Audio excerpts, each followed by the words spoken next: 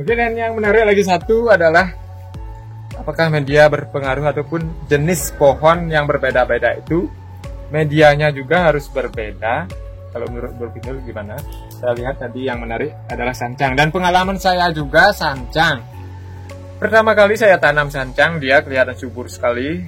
Kemudian setelah sekian lama saya coba pruning, tujuan saya agar menemukan cabang baru dan nambah kesuburan. Namun kenyataannya terbalik, malah dia semakin tidak subur. Entah itu apa penyebabnya, dan saya harap Bro Pindul bisa memberi sedikit jawaban yang sesuai dengan pengalaman Bro Pindul. Coba Bro Pindul, bagaimana pengalaman? Oh, di sana ada sancang satu, kita ke sana. Kebetulan saya punya sancang yang dari stek dan sudah ada contohnya kemarin.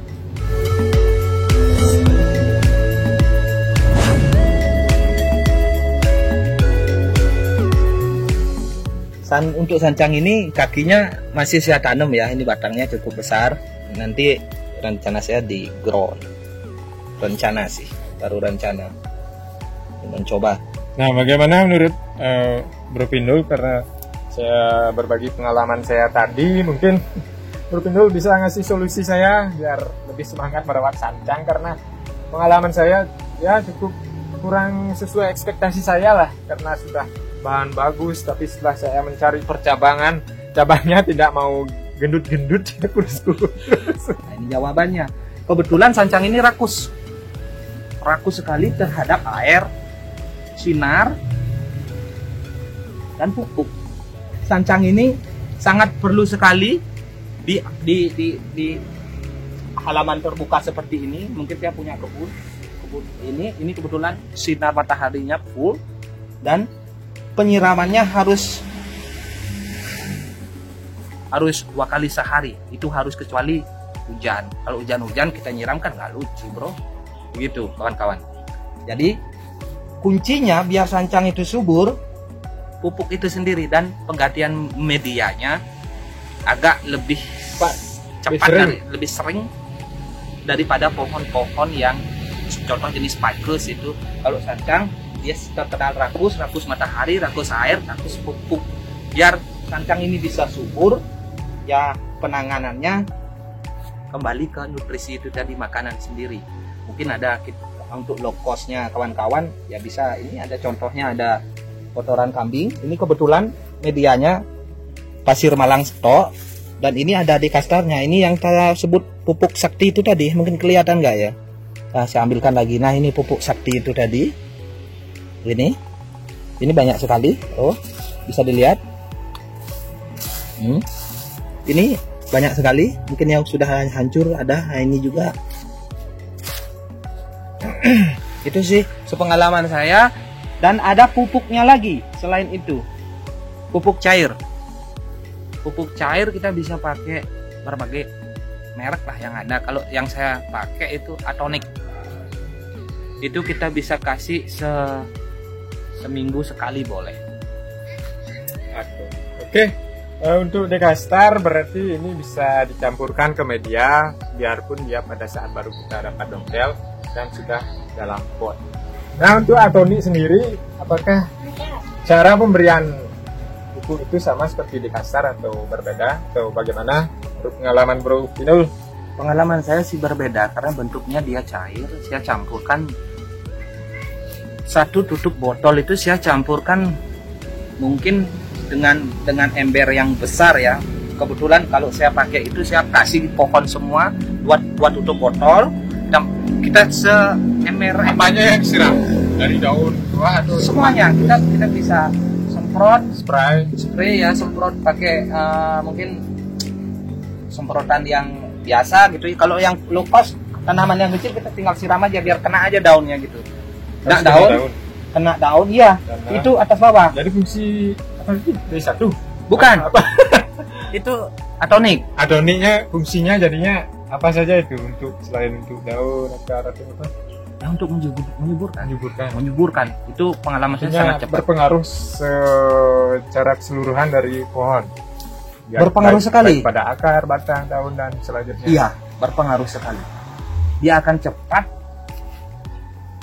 tingkat kesuburannya akan tinggi, dia akan cepat tumbuh.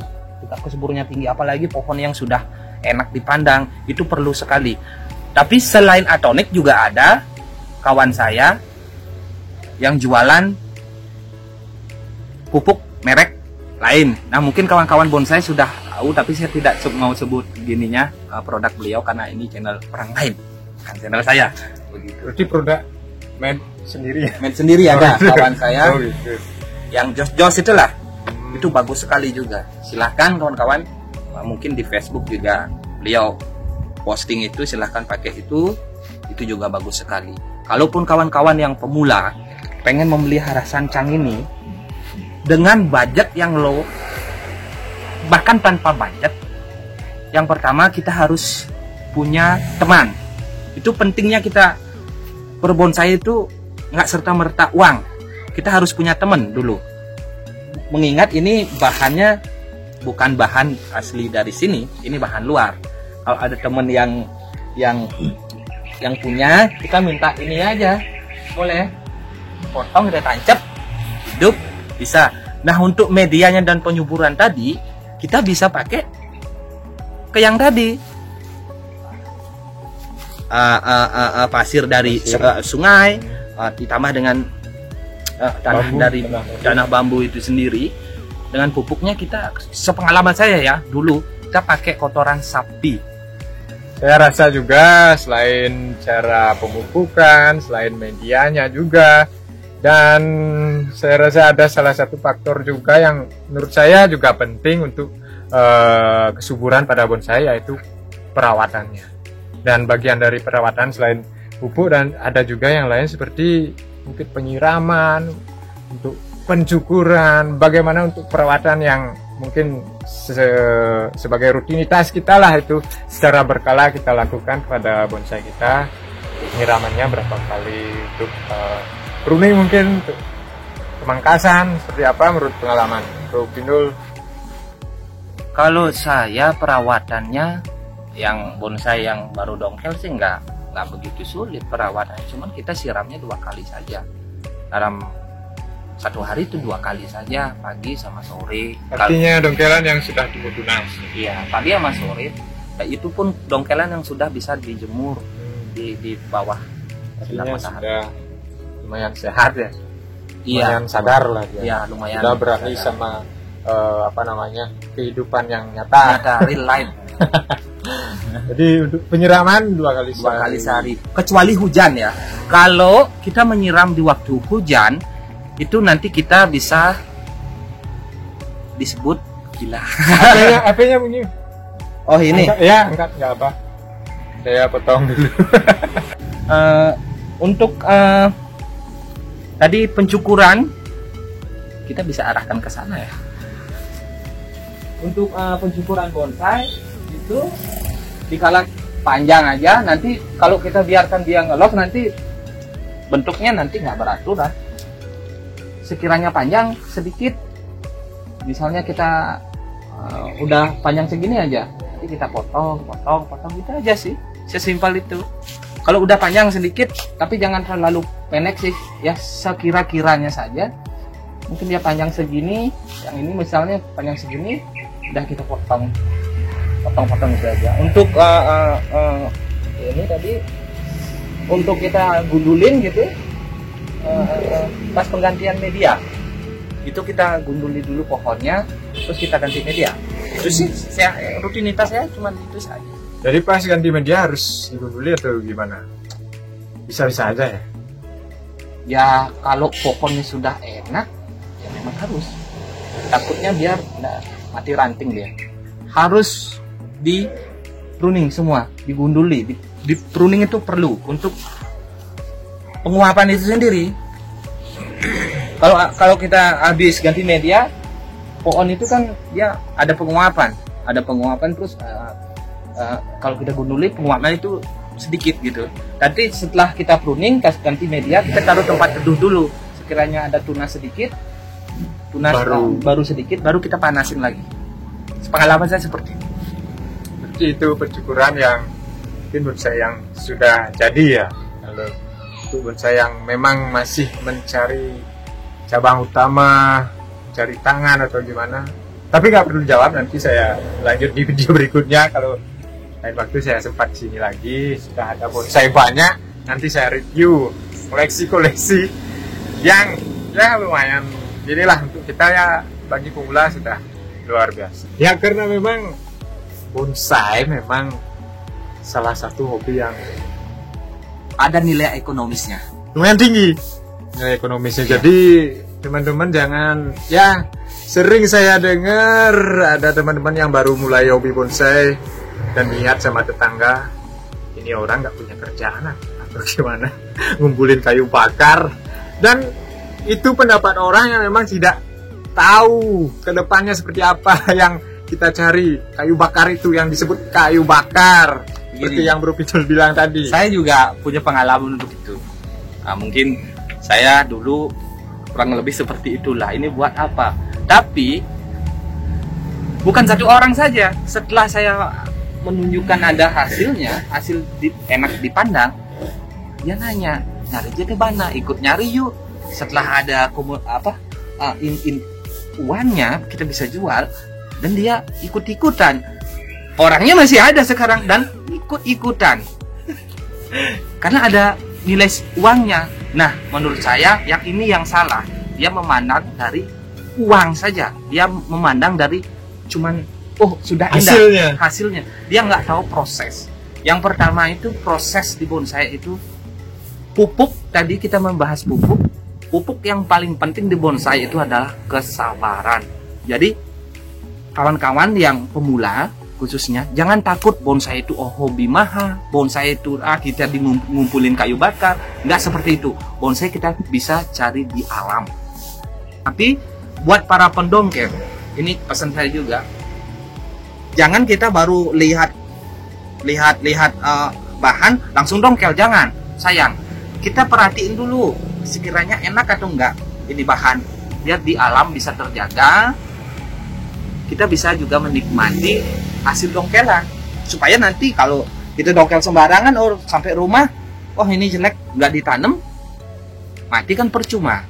Jadi begitu kita mencintai bonsai itu sendiri, berarti kita sudah mencintai alam, dan bijak-bijaklah untuk mendongkel. Jangan lebih selektif ya? Ya selektif. Betul. Milih bahan juga. Betul. Jadi sekarang saya juga pendongkel, tapi saya juga budidaya. Mungkin beliau kalau sempat main ke kebun saya karena jaraknya agak jauh, kalau sempat boleh. Itu ada yang hasil budidaya, ada, semuanya ada. Jadi hasil dongkel juga ada, dari beli murah juga ada gitu, dari teman-teman gitu. Karena kita penting punya teman, itulah gunanya untuk sharing, untuk berbagi dan lain sebagainya. Kurang lebih seperti itu, Bro. Oke. Sangat banyak sekali penjelasan dari Bro Pidul dan kelihatan sekali memang ya lumayan berpengalaman menurut saya sebagai sahabat beliau.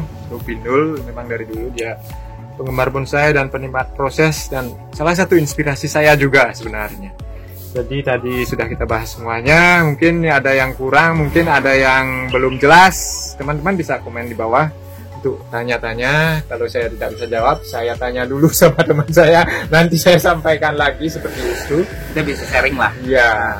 Tapi jangan lupa like, comment, dan subscribe channelnya apa tadi namanya? Gusdek Greenwood. Gusdek Greenwood. Jangan lupa like, comment, subscribe.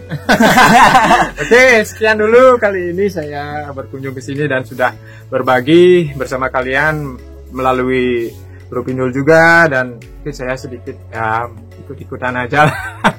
Dan jangan lupa kalian. Tapi ikut-ikutannya ketagihan. Iya. Itu yang saya takutkan kepada kalian yang terus menonton channel saya, nanti ketagihan. Nanti kalau rindu suruh temannya subscribe. Betul. Okay. Bantulah channel ini berkembang. Kita bisa memberikan informasi. Beliau juga saya tonton terus setiap hari. Setiap hari saya tonton. Bahkan video-videonya saya tonton sampai 5 kali satu video. Itulah bentuk kita mengapresiasi biar channel beliau terus berkembang dan menjadi sesuatu di kemudian harinya, dan bisa menjadi ya. Oke. Ini juga. Terima kasih atas supportnya yang memang mungkin tersembunyi. Kalau saya tidak kesini, beliau tidak bilang kalau beliau nonton sampai 5 kali. Serius. share, dan subscribe. Oke, terima kasih. Oke, kapan-kapan saya akan sini seperti janji saya tadi. Kalau sudah ada saya bonsai yang lumayan, saya akan review dan ya saya akan cari-cari lagi konsep apa ataupun topik apa yang akan saya bahas ke sini lagi karena beliau akan selalu membantu saya dan mensupport seperti kata beliau tadi. Oke, salam bahagia. Salam bahagia. Salam bahagia.